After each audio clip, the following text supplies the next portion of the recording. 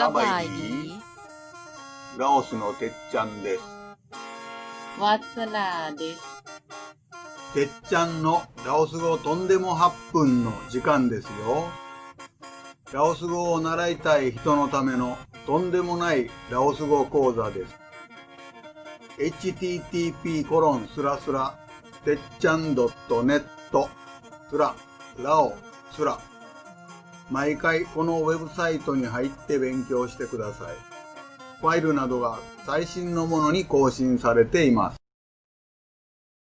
子音の演習をします。何度も言いますが、日本人がラオス語を学習するにあたって一番大きな問題は子音です。もう一度問題点を挙げると、1、子音自体に無気音と有気音がある。2、中子音、高子音、低子音の区別がある。3、この区別によって母音の成長が異なる。4、さらに母音、子音及び成長記号との組み合わせで成長が変わる。この中で無気音についてはどうしてもできなければ無視してもどうにか通じます。しかし中子音、高子音、低子音の区別は成長の基礎になるので絶対に必要ですからしっかり勉強してください。次の3点を頭に入れながら子音の演習をしてください。子音の表の中子音、高子音、低子音を必ず頭に入れながら発音してください。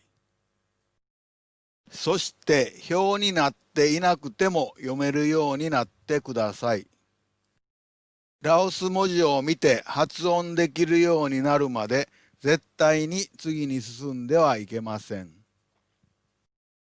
それでは一緒に発音してみましょう。กขคงจสซญดตถทนบปผฝพฟมยลลวหอหงหญหนหมลว自分で読んでみてください。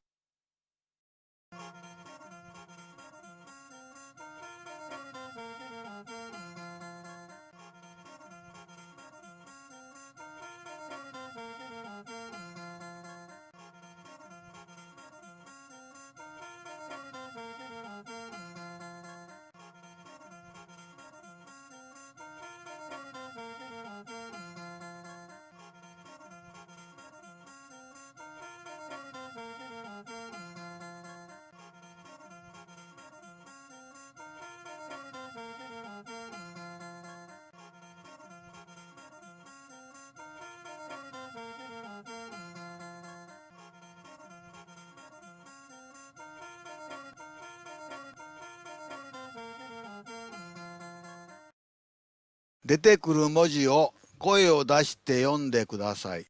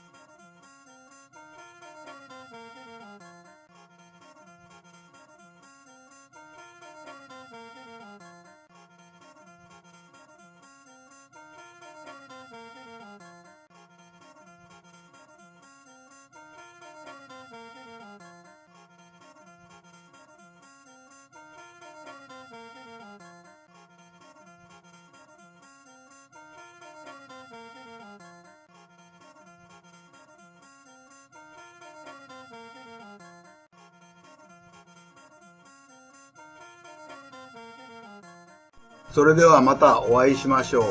พบกันไหม